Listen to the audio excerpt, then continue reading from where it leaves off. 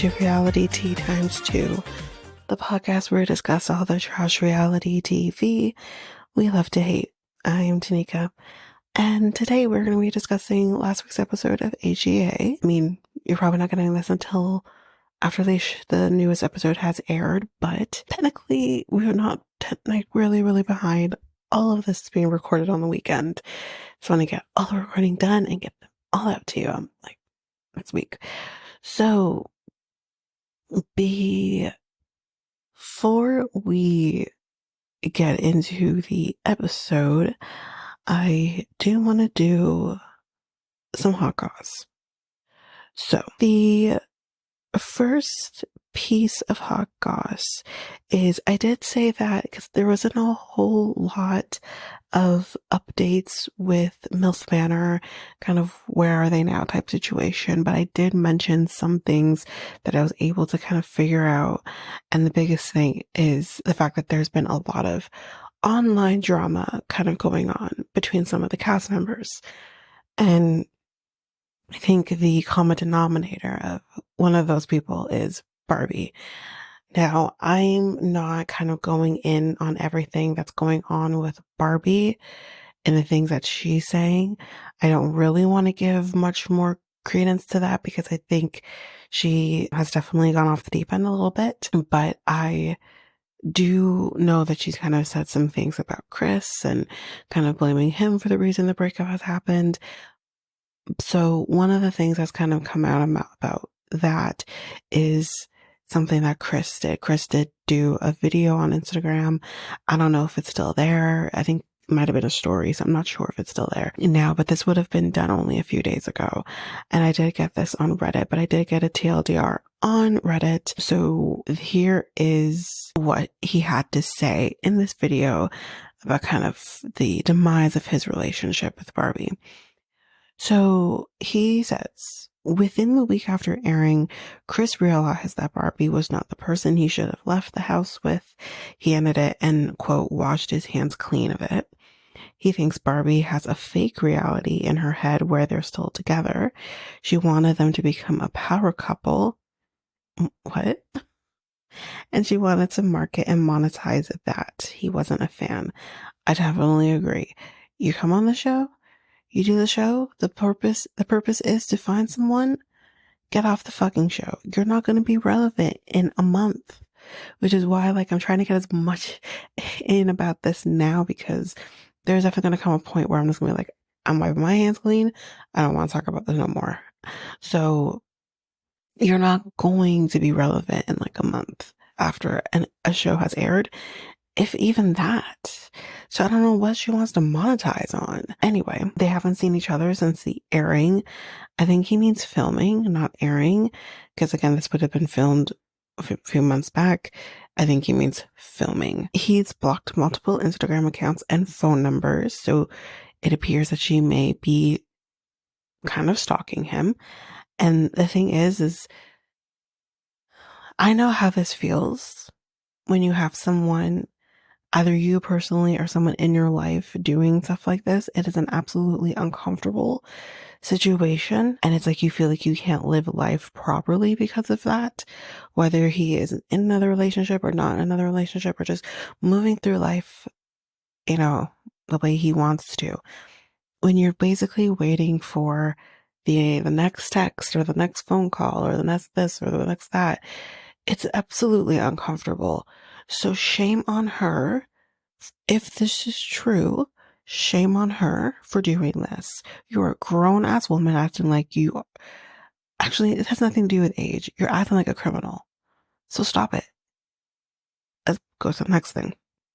He feels Barbie is dragging his name and others through the mud, which she kind of has been doing. She's using negative energy to stay relevant. He feels that people who give her attention are stoking the flame. Barbie has been harassing Chris, his mom, his dad, and, quote, anybody who will give her an ear. So she's also going after his family and potentially friends or whatever. That's fucked up. Let's continue. Again, I've seen this, and this is exactly how someone acted. And I'll say a little bit. This is actually what happened with an ex of my current boyfriend. Like, I mean, we've known each other for 7 years, but we've definitely been off and on throughout that time. And this is what she did to him. This is exactly what she did to him. And then to me, when she found out me and him were back together, or that I was in his life at all, this is what she did. And it's actually very triggering to see that someone who's supposed to be grown, because that one was also supposed to be grown. She's roughly around the same age as Barbie as well. So it's just, it's not cool. I don't know what it is, why this happens. Just stop. If it's mental illness, I get that, but then you gotta do your due diligence to deal with that. If this is the way you're acting, it's not great. It's not a good look.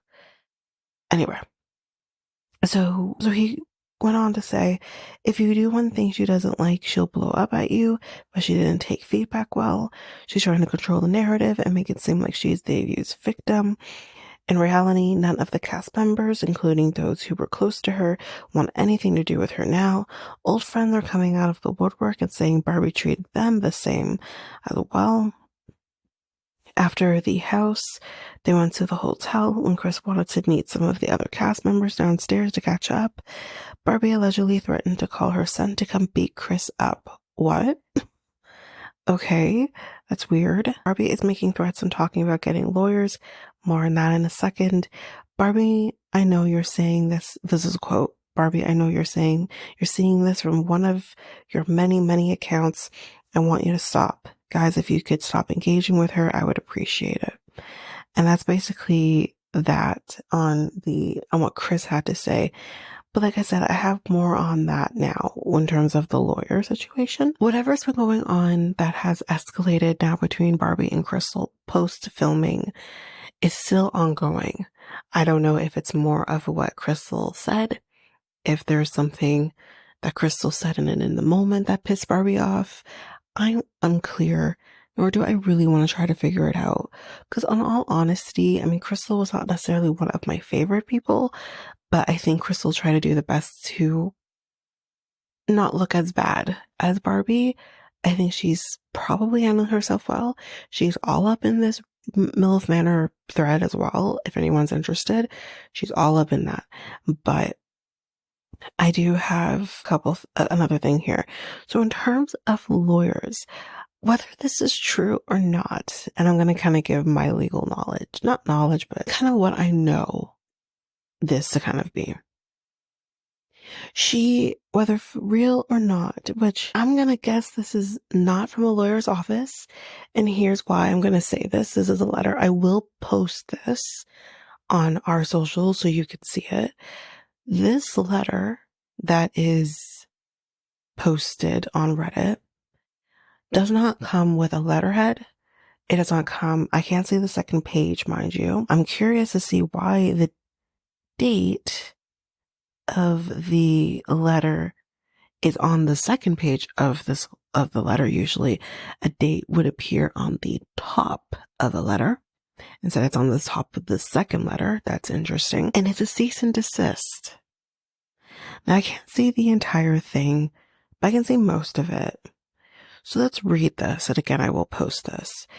It's a cease and desist from Barbie or Barbara.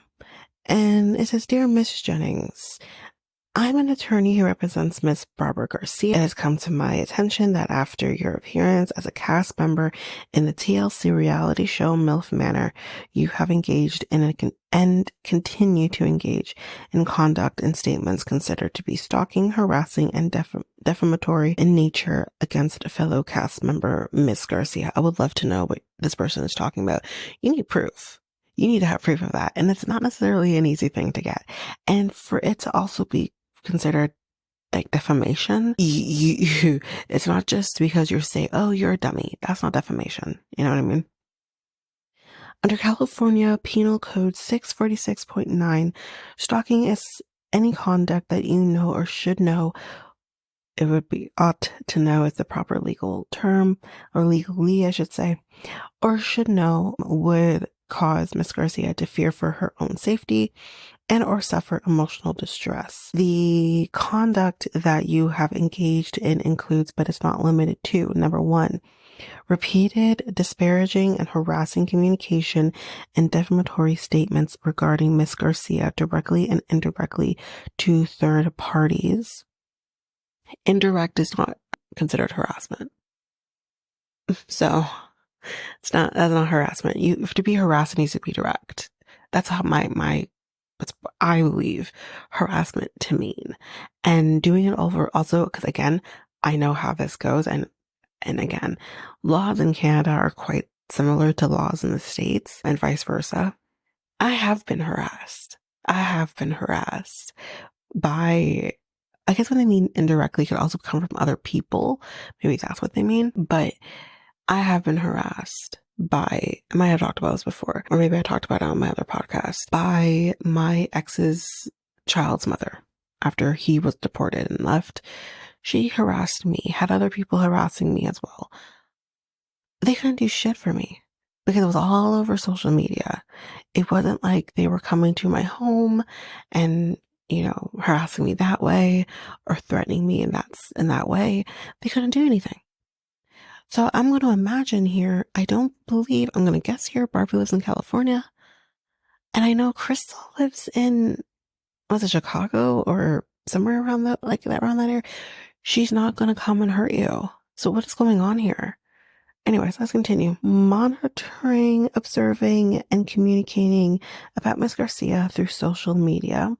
Communicating and disseminating disparaging as well as false information about Miss Garcia to her friends and associates, which would be considered defamation, though you need to have proof, and using a computer, internet, text messaging, or any other electronic means to communicate and harass Miss Garcia through third parties.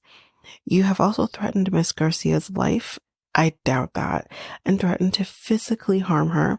California Penal Code. Is that? What the fuck is that? There's a weird little character in here that is, I don't know, it's supposed to be like subsection, but usually you just write that out. Okay, let's continue. 240 PC, which I'm really interested to know what this means, defines an assault as the unlawful attempt along with the present ability to cause a violent injury to another person. They don't live in the same state. I'm curious how that would ever happen if she's doing any of this.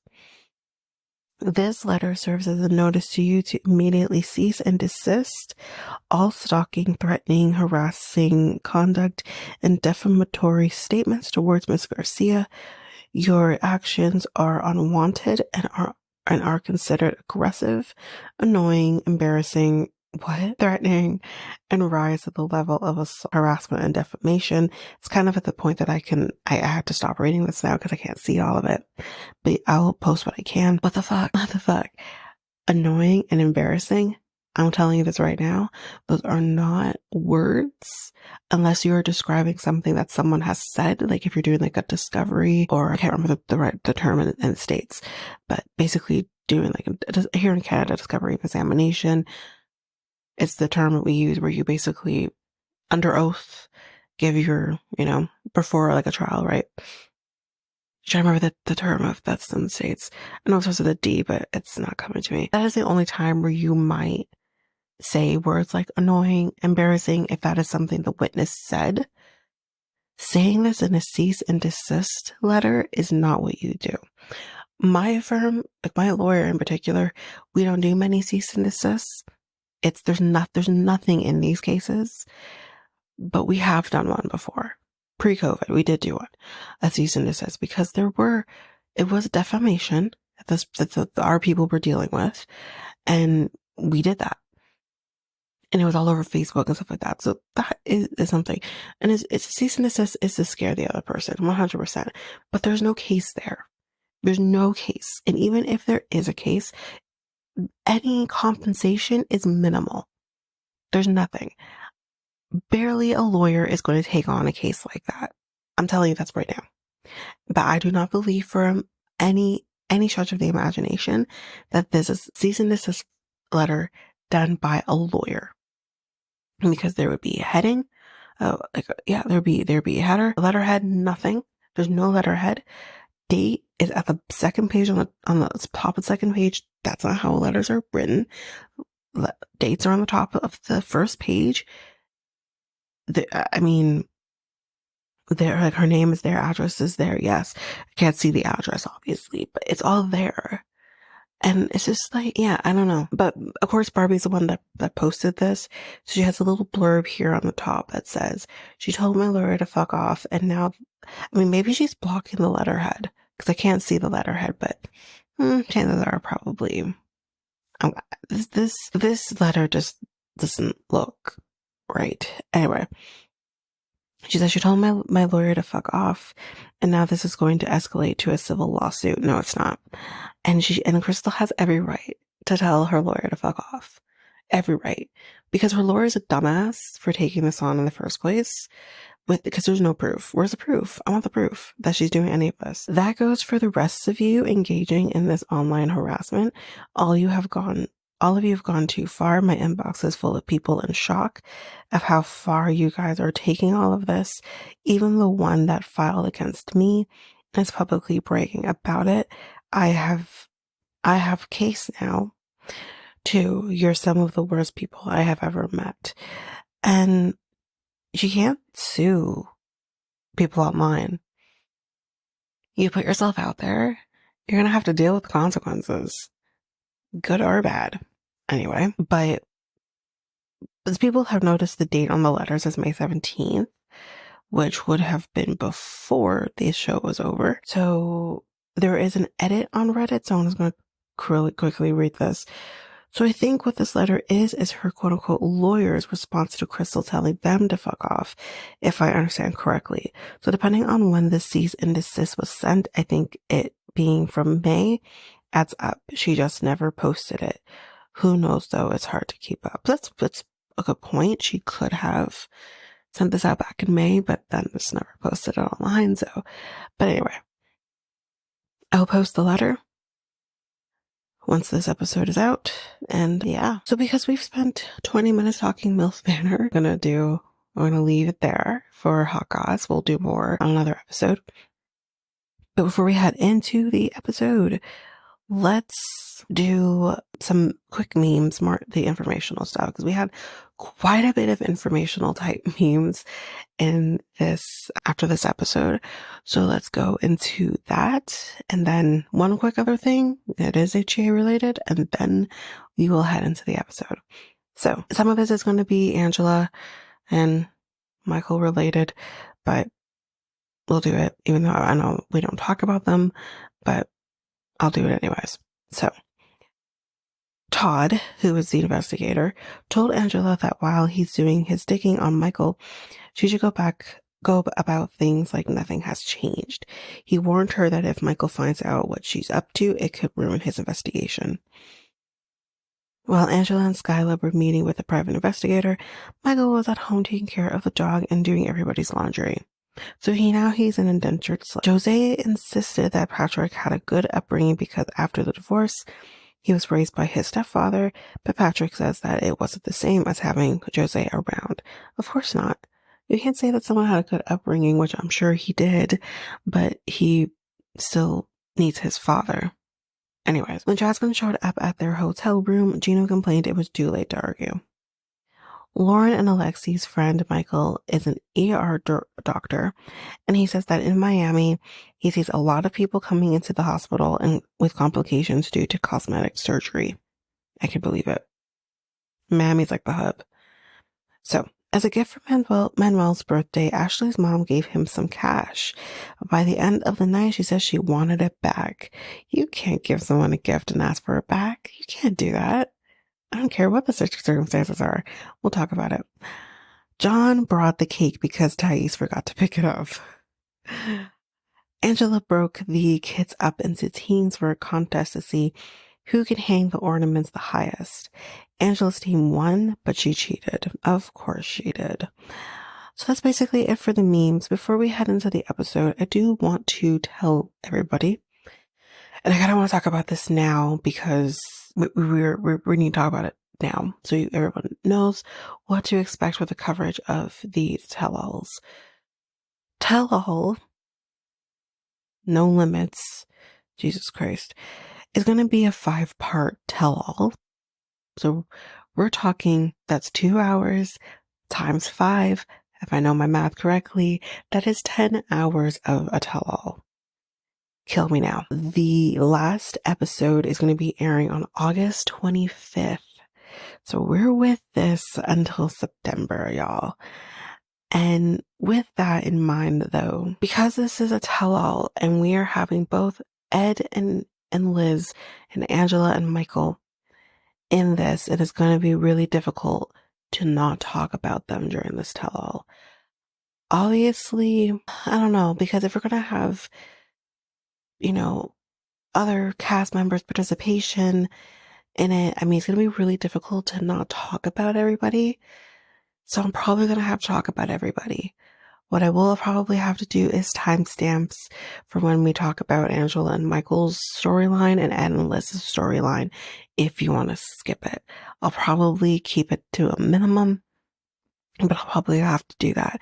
I just don't see a possibility of us not talking about these people. Plus, we're going to be in the house together with everybody. So I just don't see it being possible for me to not talk about both of those storylines. As well as you're going to have obviously the other two couples' inputs on the other couples as well. So it's going to have to be this way. As we know, Ed loves to talk about other people's relationships. So this is going to be an absolute shit show if I were to try to avoid it. So I just want to warn everybody about that from now, and then we'll do that. There may be a guest also coming on. Just a quick announcement on either HEA or TOE. I haven't fully decided yet, although I think it's probably going to be HEA just because I think there's going to be a lot more drama happening within HEA. Plus, I think we were still really slow with TOE. That's slow. That's not the right word to use, but we're probably we really haven't gotten the other way with every couple yet. We're about to. So I think we'll kind of see how that goes. But with that being said, let's now jump into the reason that we are here. HEA Season 8, Episode 19, and they all live ... So let's talk about Rob and Sophie. So he was halfway home when Sophie apparently called him to come back so they could talk. You literally have to make him do a UE so that he can come back when you should have talked to him when he broke up with you in the first place. But anyways, he gets there. Kate opens the door and, he comes in, whatever.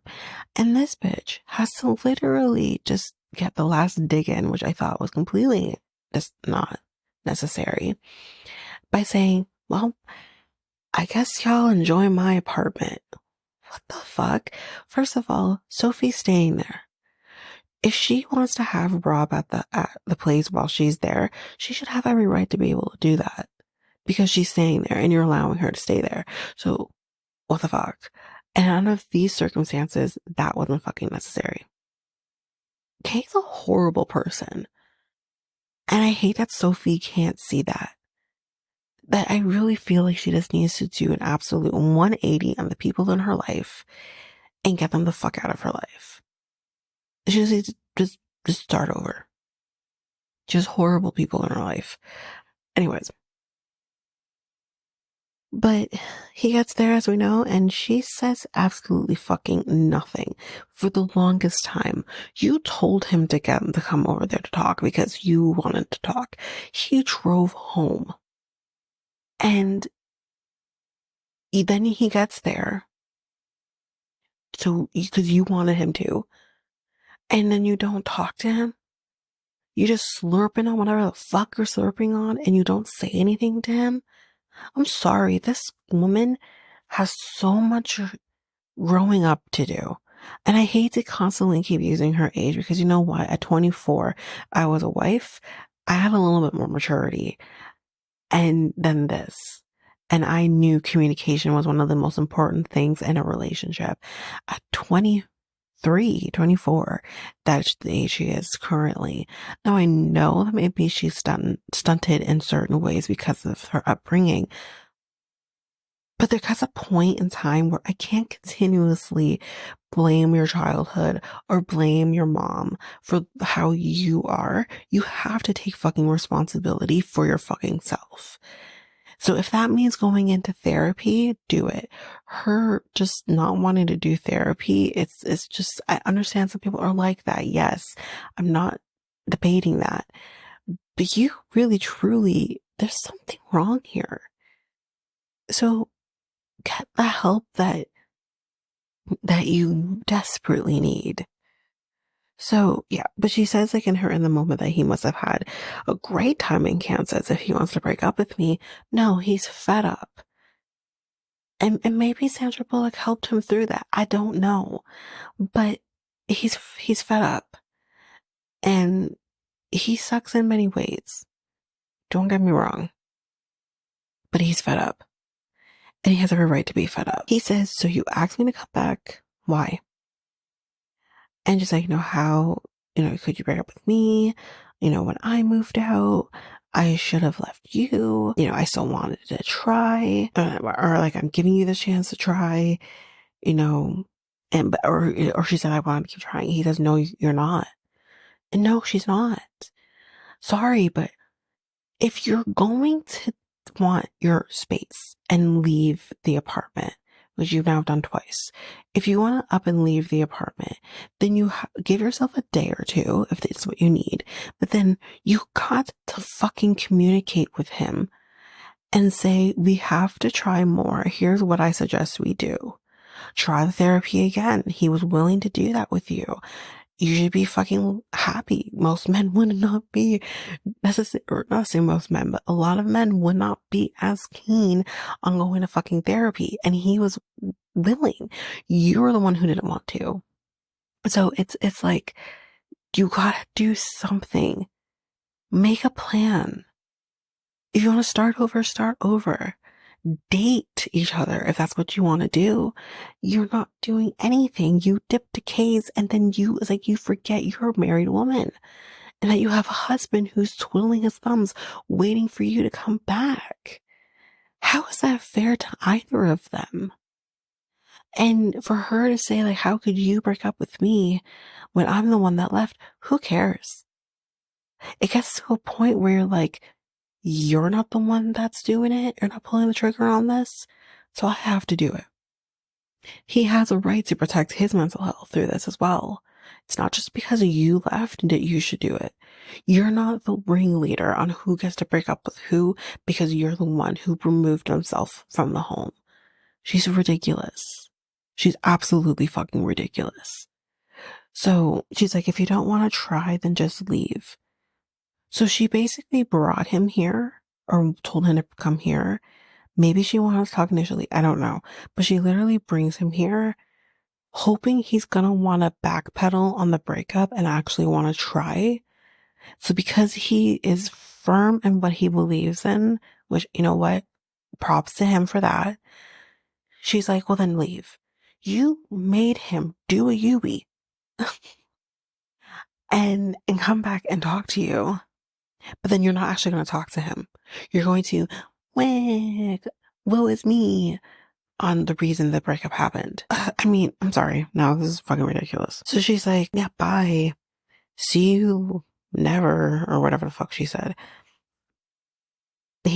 As he's leaving, which again, he was fairly quiet through most of it. He said nothing here and there, but for the most part, he was pretty quiet, just listening to her rant and rave. But at the end, he throws the last thing in here and he says, I don't want to try and get nowhere. I'm sorry. I know we hate him. I still don't like him, but he's correct. What is the point? And I think we can all agree to some extent that we've been here one way or another. I've been there one way or another. And it gets to the point where, when they're one way or another a couple times, and probably both of my really, you know, the more important relationships, the one I'm currently in and the one before. And it gets to a point where it's like, I've been trying and you're not responding. Or we've tried and then not work out. There's been no change on either side, personally speaking, or maybe within the relationship. Why would I keep trying when there's no game plan on what trying looks like? You're just doing it. So there has to be something done. And I'm with him. What's the point if nothing's happening? So he leaves and she's like, he has never said to me that he didn't want to be with me, before this. Like, so I think she kind of has this really fucked up expectation. Like, honestly, he might be a narcissist, but she's also fucking delusional. She's delusional. So we have one person who's delusional, another person who's a narcissist. I mean, of course this is how it was going to end up. But she says this because it's like, I've left before, and she was gone for months before. He never once mentioned he wanted to break up with me then, so what's different now? The difference now is that you went home, and because y'all fight about a moment in a sex shop, you dip. When the times get tough, you dip. And I'm sorry, but you should think in a way, like, never think you don't have a way out. But I think that way out should be used in emergency situations. If you feel your life is in danger, if he's hurting you physically, even emotionally, if he's doing all of those things to you purposefully, I don't think anything Rob does is necessarily purposeful. I just think he's an idiot, honestly. Maybe some things it is purposeful, but I really think his brain is wired in such a way that he doesn't think it's not intentional for him. But his brain is wired a certain way, so whatever. But leaving because, cheating, if you're going to leave because of cheating, then leave and don't come back. Leave and break up with him because that's not going to necessarily change. Okay? Or if you're leaving because you're arguing about how he made you feel in a sex shop and you leave because of that, I'm sorry. I am going to leave you. I am going to leave you because you're an idiot. I mean, yes, express how you feel because I'm not saying there's things he could have just not said. I 100% agree with that. But you don't leave because of it. Tell him how that made you feel calmly. Because you'd be surprised how men respond to calm a lot more. I've learned that with my boyfriend. I cannot rant and rave at him. He is not going to respond. He's going to shut the fuck down and not talk to me. I know that I have to come at him very calmly. I mean, obviously you're human. You're gonna get upset, but I don't yell at him. I don't do those things because he's not going to respond to it. You need to know how your man's going to respond to certain things. And if Rob isn't responding to her getting hyped up and angry like this, then try a different approach. But getting hyped up and then shutting down because you don't like what he has to say is not working for either of us. Like, she's delusional. So she's like, he dumped me over what I didn't do anything. That's the fucking problem. The problem is he didn't do anything. Sorry. That is the fucking problem. If you did something, then that's that, and he still broke up with you, then this conversation will be very different. But you didn't do anything. That's the fucking problem. Sorry, not sorry. So she's sulking on the couch, obviously, which whatever, with her emotional support squishmallow. And Kay comes out at this point and she's like, oh, that was tough to hear. But she says like she doesn't want to talk about it. Sophie puts her foot down and says, I do not want to talk about what just happened right now, which she has a right to do. I'm sorry, but in a moment when you're dealing with a breakup or dealing with things in a relationship that is really just detrimental or whatever. Currently, I'm dealing with something, nothing between me and him. We're okay, but there's something going on right now that was really difficult, that we're going through. It's really difficult at the moment. But the thing I'm going to discuss on the podcast. But I knew for me that there were certain people I didn't want to talk about this with. People who know what's going on, but I did before, but I just didn't want to talk about it. And I still don't. I still don't want to talk about it with certain people. And that's my decision. That's my choice. Because I don't want to hear the things that are not going to make things better or change things or whatever. I don't want to deal with it. And there's only so far I can talk about it with my boyfriend as well, because he's the one that's probably more affected by everything that's going on currently. And, there's only so far we can talk about it. Have we? Yes. But, it is what it is. But there are definitely times where maybe you just don't want to talk about it at all. And I've been there as well. You just don't want to talk about it. Not to say that I know I won't. Just saying right now is not the moment because it's still so fresh. It's still so raw. And when she said that, I don't want to talk about it. I'm like, all right, respect that. I have to respect that. You don't want to talk about it. I will literally be, and I do this with my boyfriend as well, because I know I can't force shit out of him. I literally say, okay, when you're ready to talk, I'm here. I'm right here when you're ready to talk to me. So I'm going to respect that you don't want to talk about it now, but just know that I'm here.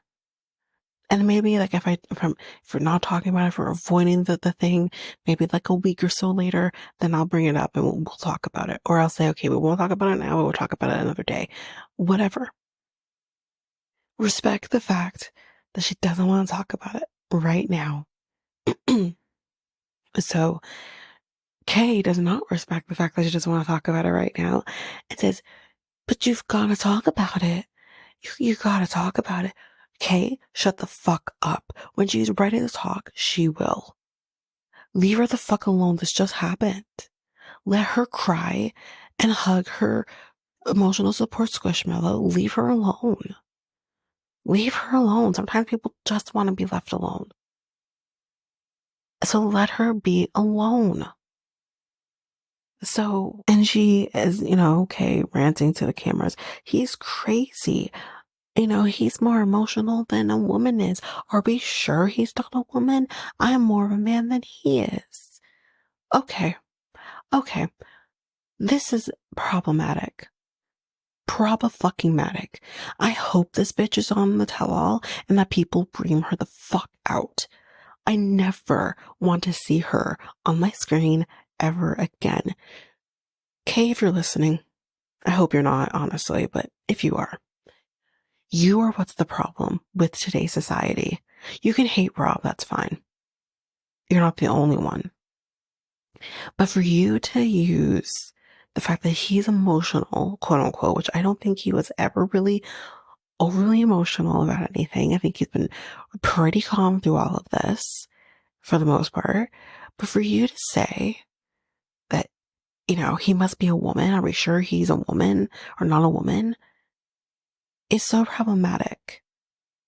You're basically saying that a man should not feel emotions, should hold those emotions in and act a certain way because you have a dick and balls, and you should act a certain way because of that, and leave the emotions to people with vaginas. Is basically what she's trying to say here. You're fucked. I'm sorry, you're fucked.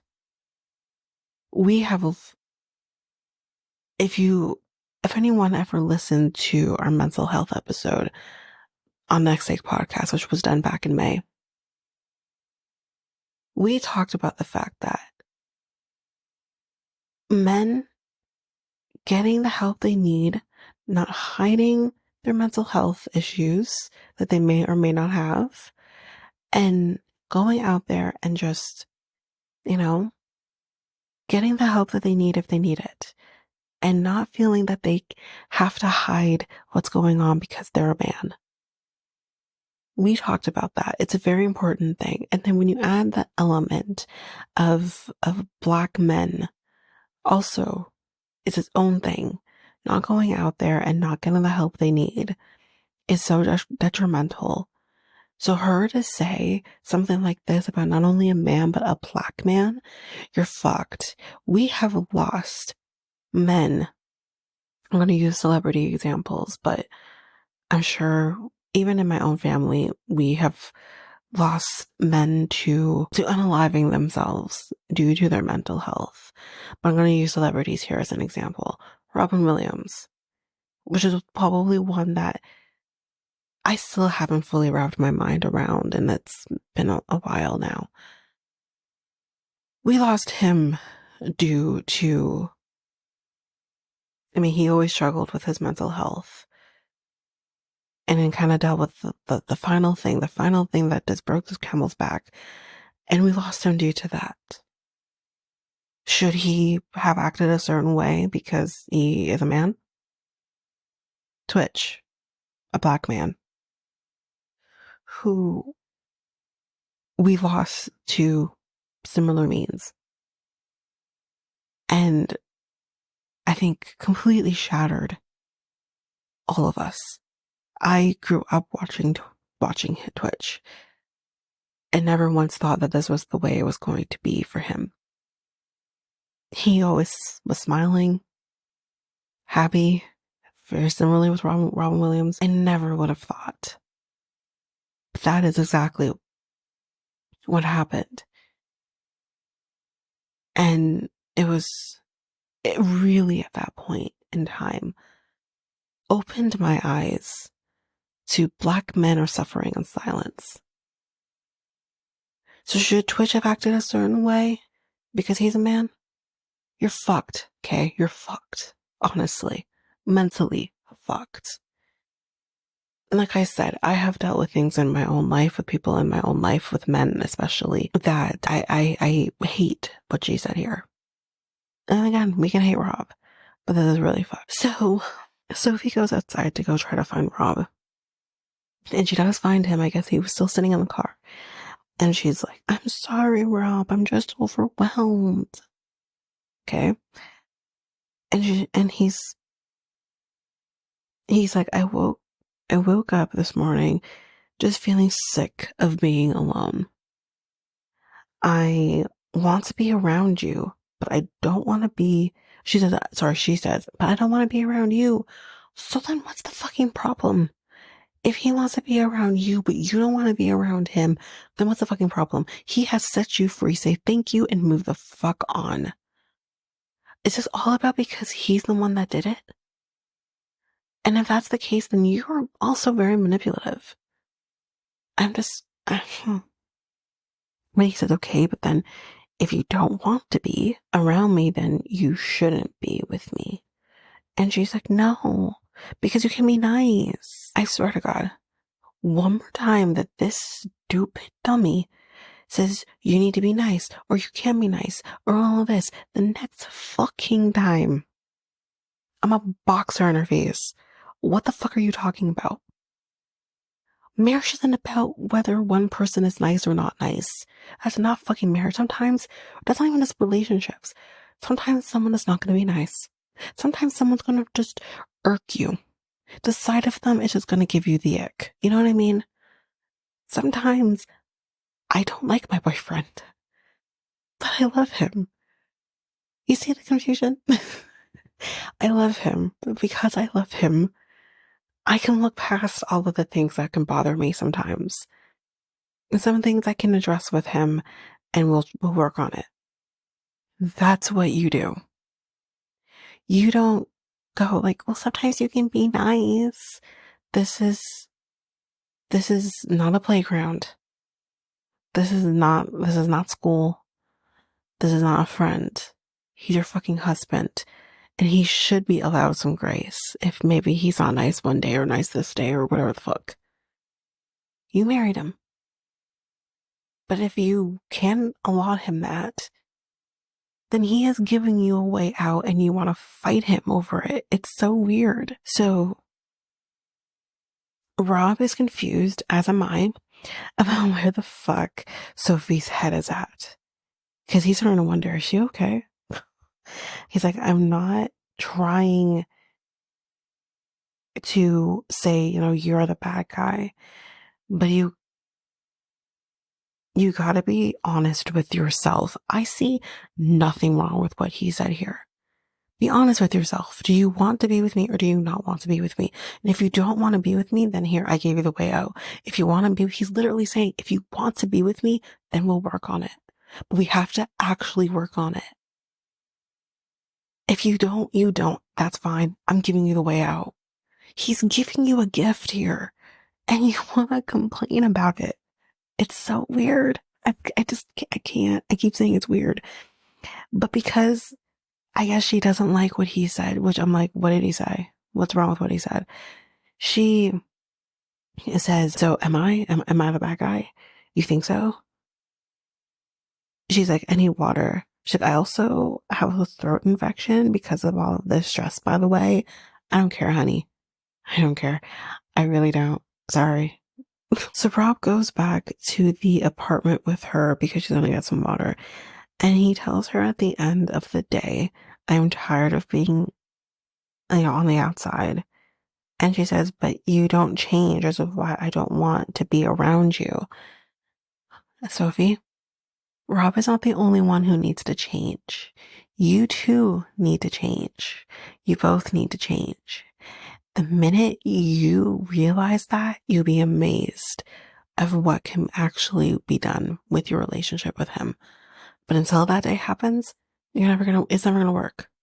It's never going to work. Like, it's not just Rob needs to change. It's not just the Rob show. You both need to change. So he says a marriage is not always one person being right and the other being wrong. And that's what Dr. Phil says. Do you want to be right or do you want to be happy? So, listen, it's been a minute since I've mentioned Dr. Phil. Leave me alone. No. So she says, so is it me? So I fucked our relationship up? Well, if the shoe fits, you both fucked up your relationship. It's not just you. It's not just him. You both fucked up your relationship in different ways. He fucked up because he can't have a fucking filter. He fucked up because he would, quote unquote, online cheat. He would fuck up because he thinks he's holier than thou. You fucked up because you can't communicate. You fucked up because you keep running away. You fucked up because you can't seem to realize that he's not the only one that needs to change. You both fucked up. Like, and you fucked up because you tell your mom everything. That's another thing. She's like, if you think it's me, then leave. Here we go again. She's like, you broke up with me, but what did I do? Or what did I do? And he says, nothing for a while. Sorry, he says nothing for a while. Sorry, he didn't. He says nothing while he's just kind of staring at her. Like, what did you do? I don't think he's necessarily trying to say, I'm breaking up with you because you did something. He's probably breaking up with you because the lack of, but he's not necessarily breaking up with you because you did something to hurt him or whatever. He's breaking up with you because he's tired of nothing happening. And he said as much before. I'm tired of trying and nothing happened. That's why he's breaking up with you. But he says nothing at first. And she's like, can you say something? I have really bad anxiety. Which, yes, I get that. It was just, yeah. So he's like, I think we are at a stalemate. And that's the reason. Like, yeah. And she's like, okay, cool, bye. She's like, I just gave you a chance to come back here and you still want to break up. Yeah. Yeah, he's not going to be finicky like you. And I don't think he should be finicky like you. You're a little finicky. One minute you want to go back home, next minute you want to leave because he didn't compliment you enough. Like, yeah. I don't know. It's, yeah. She's like, I don't understand why you're giving up on me. He is not necessarily trying to give up on you, but he's giving up on this relationship because it's not going anywhere. He's giving up for his mental health. If no one understands that, I don't know what to tell you. But he's giving up because he can't keep going like this. It's not so much about giving up on her, it's that he can't keep on going like this. When no party is trying, So the only way he knows what to do is to stop this, cease and desist all trying. So she's like, I should be giving up on you. I can't get through to you, so bye. So at the end of the day, she's just mad that he broke up with her. She says, when you try to be with those bitches that will be worse than me, you will see I wasn't that bad. But then it will be too late, which I think, I'm not going to hate on her saying this. I think we have all said this. I literally said the same thing to my current when we were on an off point. I'm like, you go ahead and try to find someone better than me. Go ahead. He had to learn the hard way that I was the right one. So, I mean, I was still here because I couldn't find, not that I wasn't trying. I just couldn't find anyone that caught my attention the way he did. What can I say? But it's, yeah. So yeah, she screams, leave at him. Take the squishmallow. And so she throws it out to him, which it hits him in the head. He leaves it there. We just don't know this yet. But she turns back around. She's actually, I want that actually. And it's just there on the ground. He did not take it. He bought it for you. He's not going to take the squishmallow. If you just throw the squishmallow back at him, like, he's not going to take it. He bought it for you. Anyway, and I wrote, why the fuck is Kay crying? It's like he broke up with her or something. You don't have a leg in this race, honey. And you're getting everything you want, a single Sophie that now you can just live happily ever after with. I don't know. And I just wrote, like, why is she even here? I hate Kay. I hate Kay. I wasn't sure if I'd hate Kay, but I hate Kay. Anyway, let's move on. We've talked about them for a long, long time. So let's move on to Emily and Kobe. So there's not a whole lot here. We're kind of going to do like Emily and Kobe, and I think we'll do Tice and Patrick as well. There's not like a lot with them. I mean, a little more, but anyway. Oh, sorry, I almost forgot. Before we move on to Emily and Kobe, the one last thing here, which again, Kay, you're fucked, that she said about Rob is he is literally Satan walking around on the earth. What the fuck? He's not that bad. He's not that bad. There is people who are Satan on earth. It's not Rob.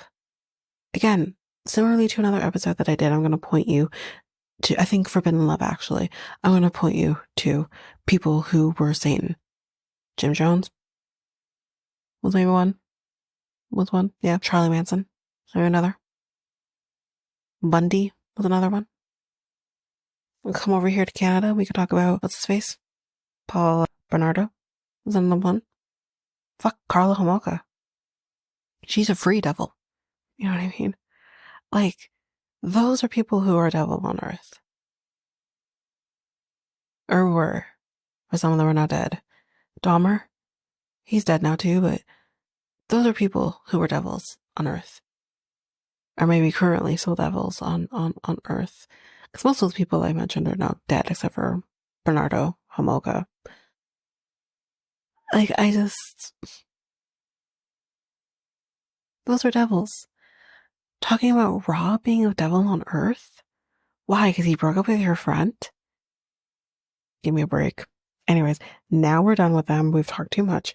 Let's talk about Emily and Kobe. So, I'm gonna have a lot to say here too, because she pissed me off. Lisa is over her shit. David is over their shit. I should say their shit, but over the shit. And they went to go put the kids to bed, and they come back from that. So we're gonna have a sit down talk. So when are you planning to buy a house then? Since you now have a baby number 3 on the way. And Emily said, well, when one comes along that we like. No, David says. She's like, he's like, you know, you find a house, might not be your forever home, but like, find a house, enough's enough. And David asked Kobe, did you see anything that you would live in? Because the reason David, this would be a weird question to ask, unless you know your daughter. David knows his daughter and knows she's very fucking particular because she's a spoiled brat as to what she expects and wants. So she's not going to look at things realistically. Kobe, on the other hand, he might look at things a little more realistically. This is why he asks that question. So Kobe throws his wife cleanly under the bus and says, I think they're livable. And she's pissed. She's pissed that he said this. Let's come back a bit and a little bit. But he said, listen, if we have to rent, we will rent. I promise you we're not going to have a third baby in this house. So if we have to do that, we will. And Emily says, well, no, we won't. We stayed here in order to save up for a house. So we're not going to rent. Bitch, fucking rent. That's what normal people fucking do. Listen, I blame her parents. If I was their parent and I know you're about to have some guy come over here and live here and you're starting your family and you have a kid already, you already have a kid at that point. And I would have said, maybe you guys should find your own place. If you have to rent, go rent. Do what you gotta do. And then when I found out that she was pregnant again, before they even got married, no, bitch, you gotta go find your own place. You're gonna go find your own place. I don't care what you need to do, go rent. Oh man, so I do blame her parents a little bit on that. But they say to her, well, you've been here for 5 years, so what the fuck have you been doing?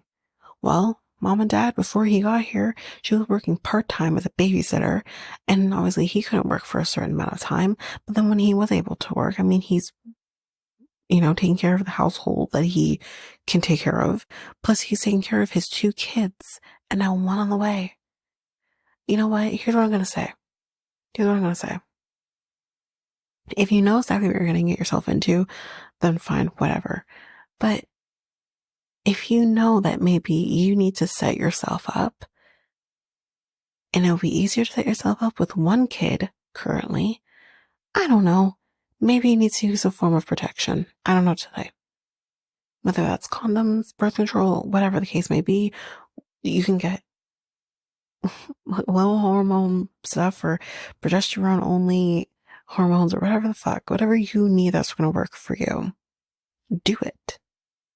Because getting pregnant left, right, and fucking center, I blame both of you. I'm sorry. It's just, I'm sorry. I have to say this, Kobe. You can say as much as you want. I promise I wouldn't have a 3rd kid in your home, but you didn't take the proper precautions to make sure that wouldn't happen. And that starts with actually physically getting someone pregnant. I'm going to say that. I have to give him a little shit here. So, anyways, yeah, it's been 5 years. So what the fuck? So she's like, well, I wasn't expecting this reaction when I told them that I was pregnant. Actually, when Coben told them you were pregnant, what was she expecting? Did she expect them to jump for joy? No, they're not going to jump for joy because now they're thinking, oh fuck, there's another baby coming inside of this house. Scarlett's only 18 months old. Fuck. And none of them are in school yet. Fuck. Oh, maybe Coben is. But fuck. That's what they're thinking. What did she fucking expect? Jesus. She's like, we want to move out more than you, like probably more than you want us to. And her mom is bringing the bitchiness. And I know what she should. She's like, well, you're still here though. Oh man. And Kobe says, I mean, your parents have a valid point. And she's like, oh my God. Like have I ever said that I don't want to move out? I got approved for the loan. Or no, sorry. Who got approved for the loan? I did. Who went to look at houses? I did. Who got the realtor? I did. But yet you're still a fuck here, ma'am. She's like, stop acting like I'm not taking the steps. She's feeling attacked, y'all. Like attacked. And she's like, I just don't want you to push us. Her mom says, I don't want you to push us to the point of having to make ultimatums. Like she might potentially say, you gotta go. Give you notice, you gotta go. Honestly, I'm gonna say this. That might be the only fucking time, if you give them 60-day notice, that might be the only time they actually get their ass in gear. I'm fully telling you that might be it. Like, I don't know if they pay rent at all, but if you're paying rent someone and you give them 60-day notice, like, and then you do what you gotta do after that, like, yeah. I mean, you can't, it's hard to push someone out of a home for sure. Again, if anyone watches like The Worst Roommate Ever, like we've learned this, but it's not necessarily the easiest thing to do, but it starts the steps. That might be the only way that they take it seriously. In particular, that Kobe takes it very seriously and will make sure Emily takes it seriously. So, yeah. So Emily's like, okay, so let's just find a place tomorrow then. And her dad is like, okay, well, that's a knee-jerk reaction. Okay, but here's the thing. You can't throw shit out like that out there and then not expect that knee-jerk reaction. So I have to give Emily a little bit, but you can't expect that she's not going to be like, okay, well, then I gotta find a place tomorrow then. Since you want to throw that shit out to me. That's what you're going to get. So don't backpedal now and say, well, we're not, don't have a knee-jerk reaction. That's what's going to happen. So, and I think Kobe's trying to like comfort her and tries to like touch her. She's like, no, Kobe, don't touch me. And don't fucking touch me. She's pissed with him too because she feels like he should be on her side and he's not. But he's on the side of what is making sense. And he wants what her family wants. Is to have his own place and to be on his own with his family. And it's like she is potentially the reason why that hasn't happened yet. So, yeah. And he's like, why do you have the attitude right now? It's just because she's like, because, like, the fuck? He's like, you know what? I'm going to bed. I'm pissed off. I'm going to bed. Fuck everybody. So she runs off, she goes to bed, and he eventually goes after her, and that's how their storyline ends, y'all. But as we know, they did find a place. I don't know what happened in between this moment to them having their third child because obviously the third child came before they moved because they just got the place. So, or recently got the place. So, yeah, I don't know. They stayed at mom and dad's. Did they rent? I don't know, but I guess we will get the details at the tell-all. But that's it for Emily and Kobe. Let's move on to Thais and Patrick. So we're at the party, the party venue. Y'all, Carlos is feeling sick, so he is not going to be at the party. It's really, really, really sad for Thais. For Thais, of course. Sad for her. Yeah. Anyway, John shows up with the cake, which we talked about already, that he came with the cake because Thais forgot the cake. And he says, my job is complete. Then the party is in full swing. Jose is here with his wife. And Thais says Alici's super happy. And he's like, I don't even think she really knows what's happening. And she's like, she's happy because she's constantly being held. So she's really happy. And so, yeah, she's happy. But he talks to his dad and he wants to talk to his dad off to the side. And he says, oh, you guys could have done the party at the ranch. It would have been so much better. For who? Who would have been better for? You or them? Oh man. Anyway, it would have been better for you. But Patrick says, everyone's been giving me shit because of the apartment, but it's how you make money. He says, yeah, like I need to have that income. I can't just like give it to you. Like I think he's definitely considered as giving it to him. I don't know. But he says like, she needs to understand, like Jose says she needs to understand, saying Thais. He's like, I'm your father. And then Patrick just starts crying immediately. He says, the apartment was about you. It was our thing, to hang out. And he tells him growing up without you there was hard. And we can kind of see in the distance that John's kind of looking at this whole thing. And probably just, he's going to be a big brother, make sure everything will be okay. But Jose says, I'm sorry that I wasn't there, but, I didn't have my father either. So, how is you not having your father Patrick's problem? We would think because you didn't have your father, you would try to do better. kind of end the cycle. You know? Like, I didn't understand that point that he was trying to make. Patrick holds him accountable, though, and says that's not an excuse. But he also says, I don't care about the money. Unlike what's his face's mom, Asuelu's mom. She didn't care about the kids. She just wanted the money. He doesn't care about the money. He just wants to keep the apartment. But he's like, he felt like you were my dad again. And Jose says, this is the first time him seeing Patrick cry like that. He wasn't, I guess, expecting that. And Jose says, I feel like Thais is the person who brought us together, but I also don't want to be the person who comes between them. He's like, I love my son very much. Patrick says, he said this to the camera, by the way, but Patrick says, maybe we can, set some boundaries though, like only pay rent on time, not pay rent early, or give an extra month in a month or something like that. Like, do consistent, this is when the rent is due, pay that and then not pay it again until the next month. And his dad says, like, just tell me what you need. Then Patrick says, but if we didn't have this apartment, and before he can even complete the question, his dad says, you're still my son. And of course, he's just blubbering at this point. But they hug, and Jose tells him, you're my son. I love you. I'm sorry. Now, here's the thing. I listen to what I feel in my heart. Now, maybe I'm just cold, but I want to believe this is gonna work. I want to believe that he can be exactly what Patrick needs him to be.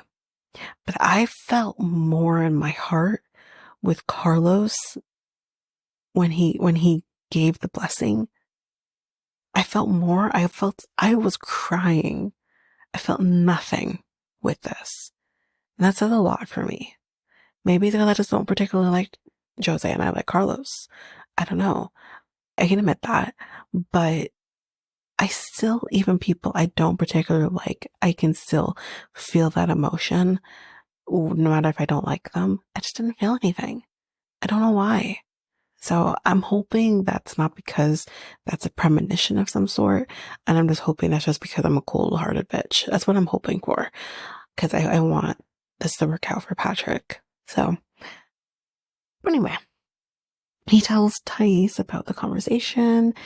And he says, he's good with the boundaries, so we're good. But now, we're just going to focus on the party. We're going to dance. John is dancing too. But Thais tells John in the moment that, I can't believe I'm about to say this, but it was a good idea that you came to Brazil. You helped with, getting the blessing, for example. Without you there, we would have been nothing. And John's like, wow. Oh, no, sorry. Patrick says, wow, you're giving him all the recognition. And John says, finally, I get the credit I deserve, and I will cherish it. So that is the end of Patrick and Thais. And you know what, John, too, because we love John. That is basically it. So we are going to take a break here. We've been going now for over an hour. We're going to take a break here. And when we come back, we will jump back in.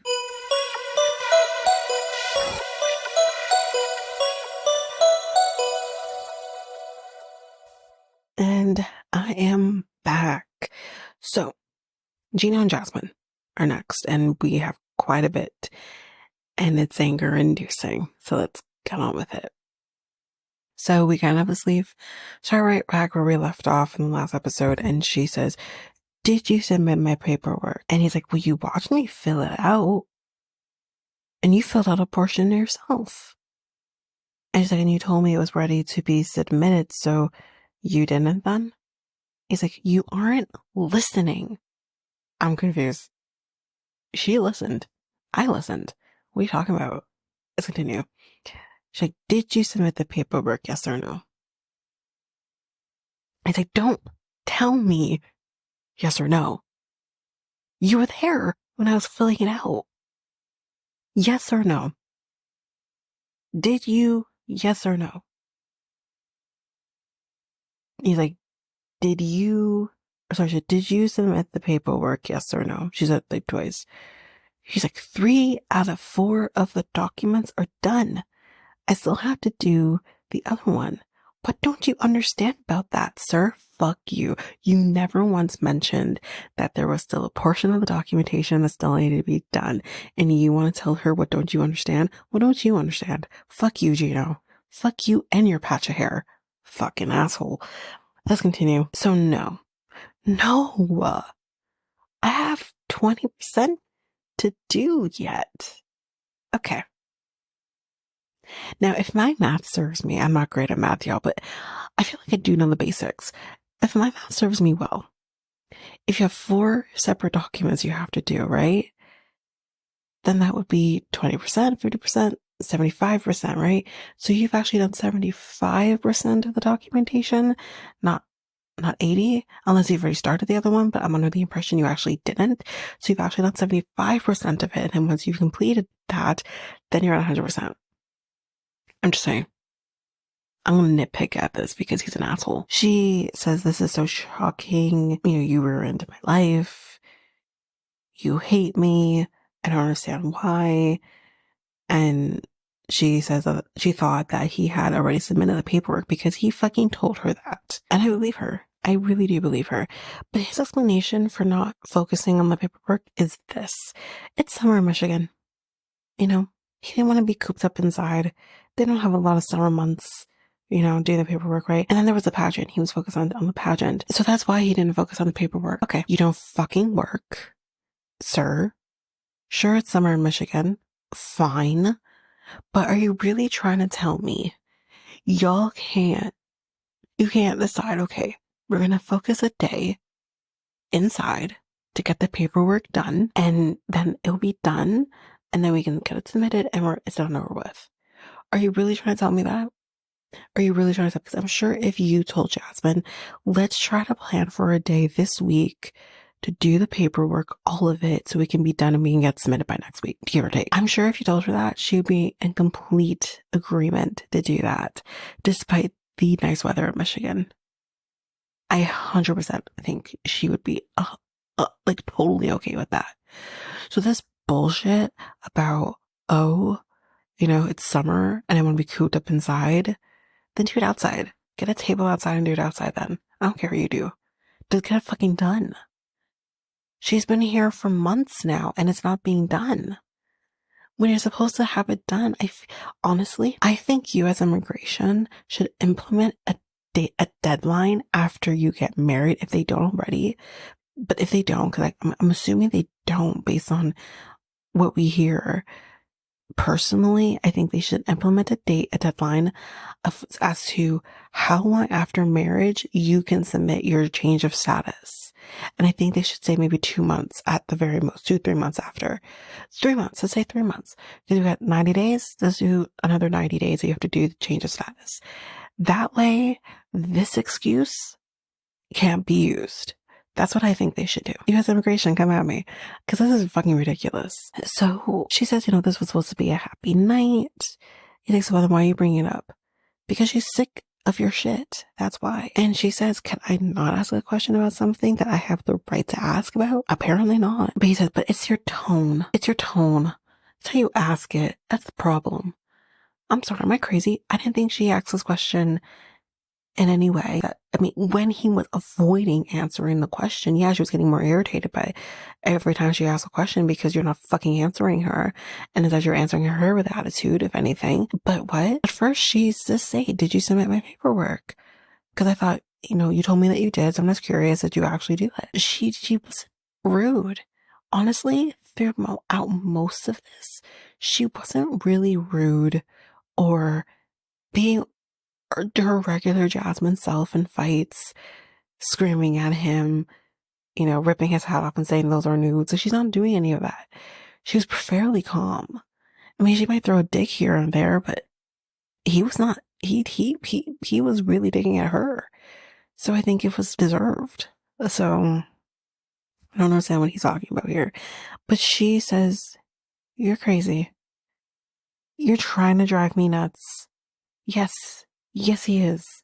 He's looking for an out. I really, truly believe that. But he's just not feeling the love. So, well, I guess The answer to Elton John's question is, can you feel love tonight? Is a no. Well, anyway, she's outside. She goes outside to get away from him. He goes up to the room and she's like, he quit his job to do my immigration paperwork, but he hasn't filed for my green card. I have no status. So she goes back to the hotel room and I just want to ask you one simple question again. It's very calm. And I just want to ask a simple question. Why are you doing this to me? Why are you denying me my basic rights? These are great questions to be asking him. Ones I'm definitely curious about. And he says, I just got to 80%, 75 of the paperwork. And she's like, give me my passport. I'm sorry, what? Sorry, wait, what? Why don't you have your passport? And she explains to us in the moment that when she got to the States, he took her passport and hid it off where she did not have access to it. Not only that, but other legal documentation as well. And yeah, hit it off that she didn't have access to. She's like, listen, I'm okay with him taking my passport and my other documentation and keeping it safe as long as we both have access to it. But I don't have access to it. So,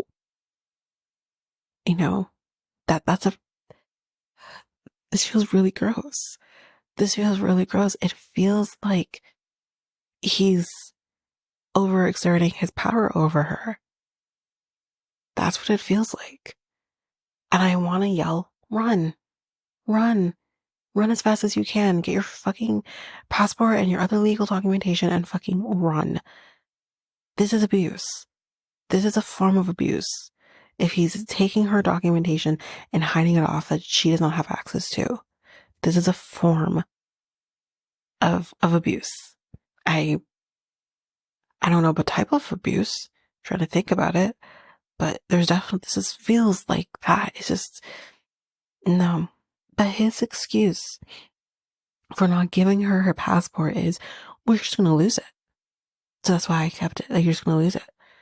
And she's like, what the fuck was I doing before you? Thank you. She managed before you, holding on to her own documentation. Do you think she's that stupid? That she's gonna lose her fucking passport? You stupid fuck. It actually feels like what he's doing with everything we've kind of found out. I think it would be a form of financial abuse. He's taking the passport away because he doesn't want her to lose and then have to buy a new passport. He gives her trickles of money here and there, and it's a form of financial abuse, which is really fucked up because, yes, I hear him on this fact that he gave and gave and gave and gave when she was in Panama before. I get that. And that maybe it went too far. She didn't have to live in the nicest apartment to be an ordained aunt. She didn't need to do any of that. I hear him on that. But then you do not get to throw it back in her face when she's in the States. You just don't get to do that. You made those decisions, even if potentially under duress. You made those decisions. Because you could have left her. You guys said, no, you know what? I'm not doing that. And if you don't want, if you insist I do that, and you're not happy with me not doing that, then I think we're done. And see where that gets you. That's what you should have. And that's you gave her the money. So that's on you. Anyway, he says to her, well, if I give you your passport, you lose it. I said that already. But she says, like, I've been independent. Why would I lose it? It's like, okay, well, then I'll give it to you. And if you lose it, you pay for a new one. Like he's treating her like a child. She's like, give me all of my legal documentation. And he then says to her, which just seems fucking ridiculous, it's okay, well then any other documentation that needs to be done, you're gonna do it. What? So because how dare she ask for her documentation, her form of ID, it is fucking hers, her name is on it. You then are gonna retort to, well then you do it. You do all the paperwork then, since, fuck you, Gino. He says, because I'm not going to do it unless we're in a good relationship. Well, she might as well go back to Panama then, because that's never going to happen. He's hard-headed. She's also hard-headed. So that's never going to happen. She might as well go home then. Like, fuck this shit. I would dip. Fuck this shit. And never speak to him again. Nah.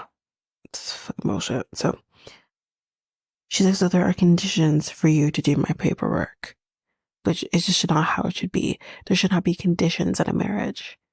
But he's putting conditions. He's like, so then, like, why do you want me to do it so badly?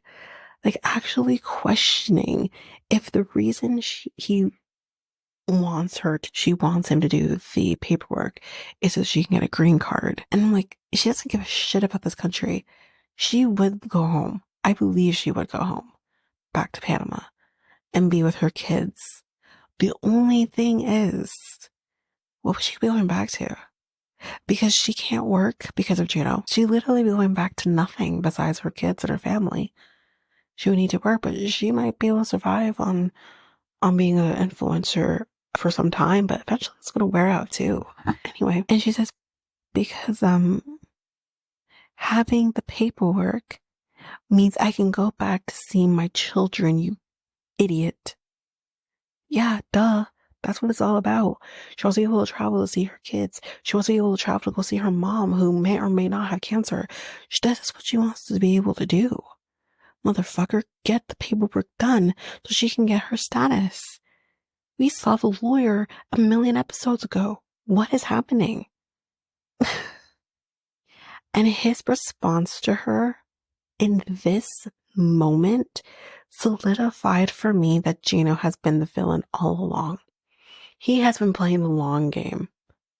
This guy can go jump into the lake. He can go jump into a crocodile pit and let them have him. I'm done with him. This was so fucking disgusting on his part. I don't care what Jasmine has done prior to this. I don't care that she stuck a ring up her butt. I don't care that she threw a toothbrush out the window and said those were nudes. I don't care about any of that anymore. It was all deserved, in my opinion, because this is fucked. This just goes to show how fucked he is. He says to her, you can go back and see your children now. Go on. Go see them now. So he's basically saying, go see them now, and then you won't be able to come back anyways. Fuck you. Fuck you. I fell for her. And she says, get out of the room. And this man says no. And she says again, get out. When a woman tells you to get out, get out. Get the fuck out. You get the fuck out. And he says no. She's like, I'm not sleeping with you tonight. Get out. She doesn't trust him. I felt unsafe. And it wasn't me. I felt unsafe in this moment. Get the fuck out. But he says, no, you can leave. He made his wife leave and go get another room while he's sitting pretty, lack thereof, in a chair, just whatever. Fuck this guy. Fuck him. I hope she left him, honestly. I really do. There's rumors that she did, but until I hear it from the horse's mouth, I'm not going to believe it fully, but I really do hope she left him. I really do. I mean, you gotta play the long game a little bit, though. Get that fucking green card and then leave him. This is so fucked up. So fucked up. Anyway, she leaves and says, enjoy your porn. So anyway, that's basically it for Gino and Jasmine. Let's do Loren and, Ashley and Manuel first, sorry. Do Ashley and Manuel first. So, Manuel, where is the money? Where is the money, Manuel? His response, cheers, happy birthday to me. Sit down, where is the money? It's gone. He says it's gone. He says, I used it on other things. And her mom's face throughout this, oh my God, is fucking perfect. She's like, wait, where? He's like, all my debts in Ecuador. So he used $1,000 to pay his debts. I don't see the problem. I really don't see the problem in him taking that money and putting it towards the debts. You gave him the money. Then he can use the money on whatever he deems appropriate. You can't then complain that he used the money. At least he didn't spend the money on stupid shit. He paid his debts in Ecuador. What's the problem? What's the fucking problem here? I'm so confused. She's like, he says, you squander your money I spent it on good things. And she's like, but you did it with my money? Then she tells her family, of course, everything that happened. And her mom is just like, oh, what do you mean he spent it on his debts in Ecuador? What the fucking problem? You're all fucking dumb. What's the problem? What's the problem? Now, should maybe he have told her that he spent it on his debts? Yes. But what's the problem? He's telling you now. What's the problem? Fuck. It's debts. But Ashley says hypocrite or hypocritica. I think it's how you say hypocrite. She says that he's a hypocrite. And he's like, he's been on my ass about my debts. But yeah, he has debts. Of course he has debts. Everybody has debts. He's being unreasonable in terms of your debts. And again, I don't know why you had to go to school for so many different things that you don't fucking use currently, but that's neither here nor there. He doesn't understand fully, but he never said he didn't have debts. Who doesn't have debts? I would love to meet the person who doesn't have debts and ask, how do you do it? Because shit. But she's like, there has been no eviction notice on the door. Cell phone has never been turned off. The lights had never been turned off. Homeboy's getting thick as hell. He's eating, that's for sure. Ashley, stop it. Homeboy is getting thick. Huh. Fuck, that was good. Like, I had to rewind this a few times, make sure I caught everything. It's fucking incredible, but just because I don't move money in the way that he wants me to, it's a problem. And I hear that. I do agree with her. He can't expect her to move money in the same way that he would want her to move money. Be happy shit. Like, you want to give? You want to see where the money's headed? You're able to watch soccer. You have lights on. You have food in the fridge. You have a roof over your head. Like, those are ways that you are seeing how my money is moving. Don't come at me. So anyway, Manuel's gonna dip because he's had enough of this shit.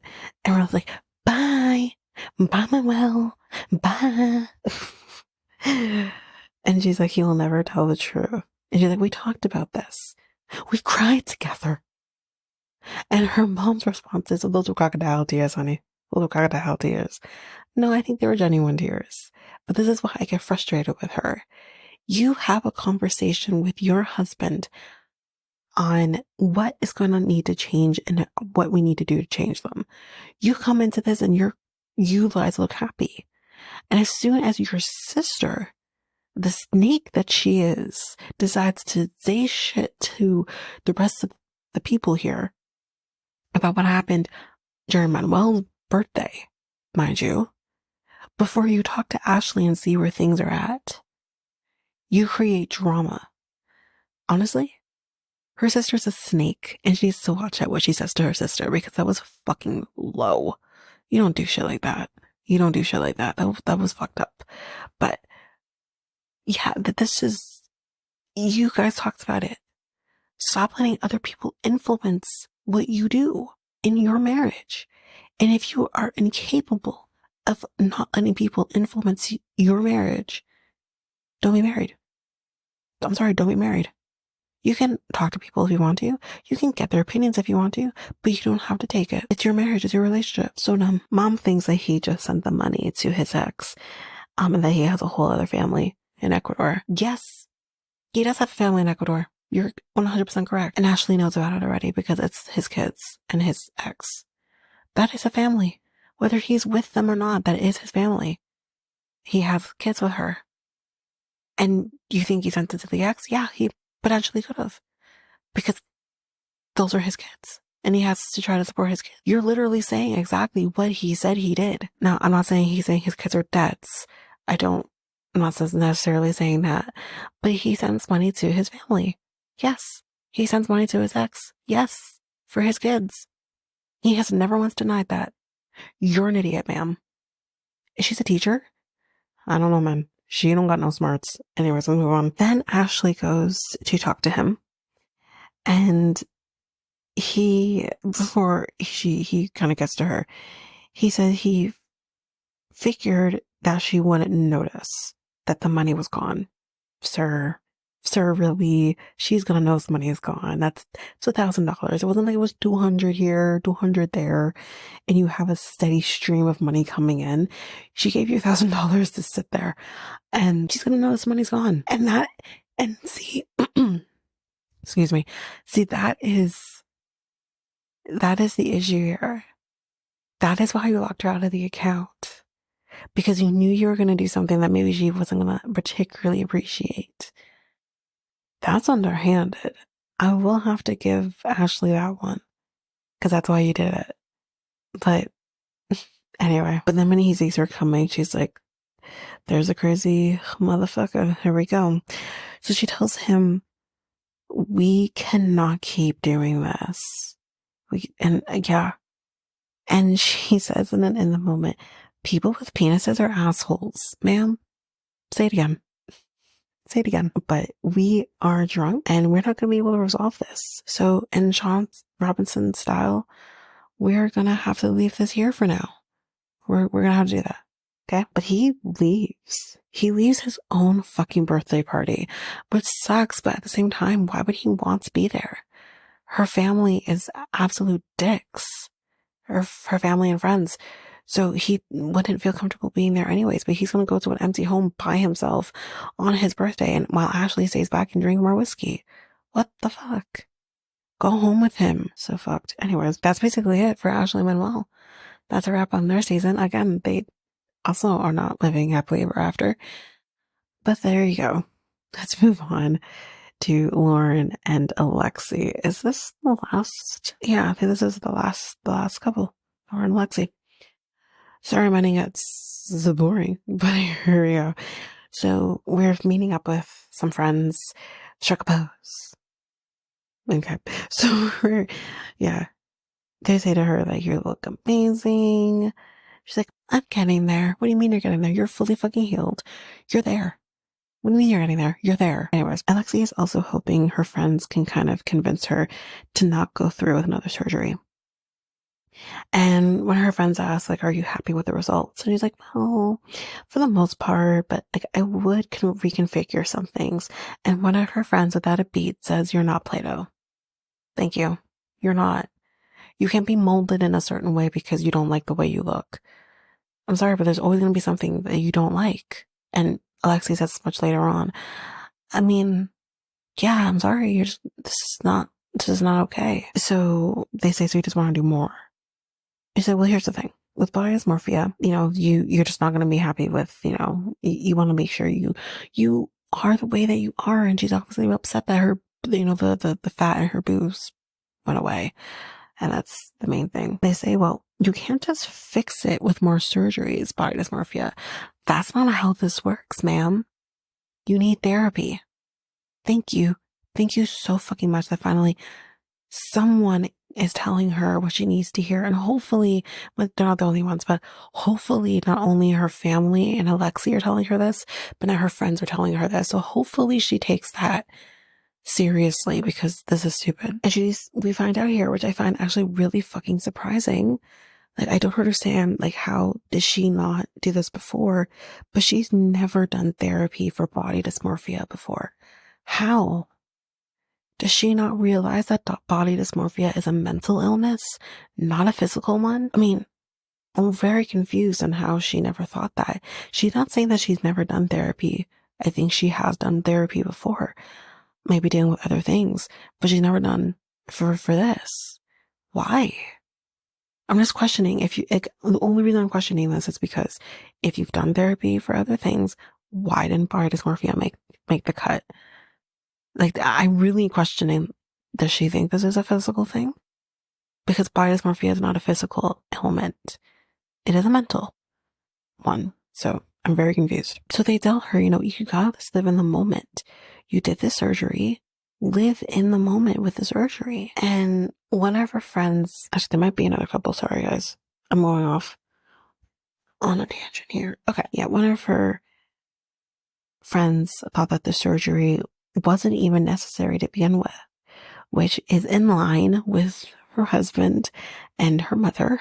So Loren and Alexi kind of go off So the side talk amongst themselves, and he tells her, you know, she tells him why she wants to do the surgery again, which honestly, I don't care, because doing the fat transfer to get bigger boobs, I mean, maybe down the line, it probably won't be as extensive of a recovery in the same way, but I'm not necessarily saying she shouldn't do it.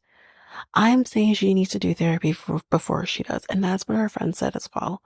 If you still want to do the surgery after doing some therapy, maybe fixing how you think about yourself, then fine, go for it. But you need to fix how you think about yourself first. That's what comes first. But he isn't going to budge. And I hear him. And he's like, get therapy, not surgery. A doctor is not going to fix what's going on with you with a surgery. No, and again, that's true. Not even a therapist can necessarily fully fix what's going on. It's her. She has to do the work. She has to do the work.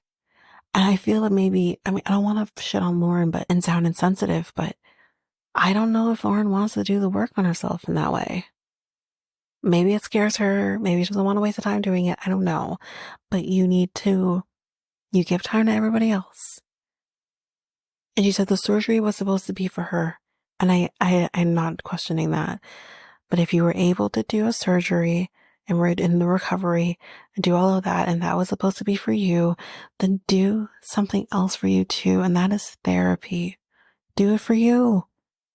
And not only that, you can maybe be surprised on how that can just make you better in the long run for not just you, but for your family. She needs to do it. Anyway, she gets all mushy gushy, as he says, on him, and that's basically it. That's a wrap on their season on the storyline. So yeah, I think that's basically it. I think I've covered everybody. I think the only person was Angela and Michael, but I don't think I didn't do like the next week on for this. But the tell-all does look good. I'm recording this on a Saturday, so I haven't, obviously the episode hasn't aired yet, but the tell-all looks incredible. I'm not gonna lie. Like, I can't believe I'm agreeing with it. But anyways, that is it for this episode. This was a pretty long episode with everything, but that is that. So the next thing you can expect, you're actually probably going to actually get a bonus episode first. That's the next thing you're going to get. So a bonus episode from Next Take Podcast, which is going to be giving you snippets from 2 episodes from there that we did this month. So you can take a listen to on that. So that's probably going to get this around 11 o'clock. So that's probably going to come around 3-ish Eastern Standard Time. So you'll be getting that. And then the next episode after that will probably be 90 Day UK. So we'll only be covering the episodes 10 and 11. It won't be 12 yet, but I can definitely see we're wrapping up. We are definitely wrapping up if we haven't already wrapped up. I think we still have storylines to wrap up. So yeah, that's gonna come down the pike. So that's what's next. But that is it for this episode. So if you like what you heard, please rate, review the podcast on either Apple Podcasts or Spotify. Also, don't forget that you can also share us with everyone in your life if you really love this. And I do want to read those reviews. I'm definitely getting 5-star ratings, but I want to read those reviews. So send me those reviews and I will read those 4 and 5-star reviews on the podcast. Also, we're on every one of your favorite podcast apps. Every one of them, including you can find us on YouTube at Reality Tea Times 2. If you want to connect with us, you can do so by going to either Facebook or Instagram at Reality Tea Times 2. You can also find us on Twitter, TikTok, Reddit at Reality Tea Times 2 pod. We also have our email, which is at realityteatimes2 at hotmail.com. Definitely want to hear from you guys.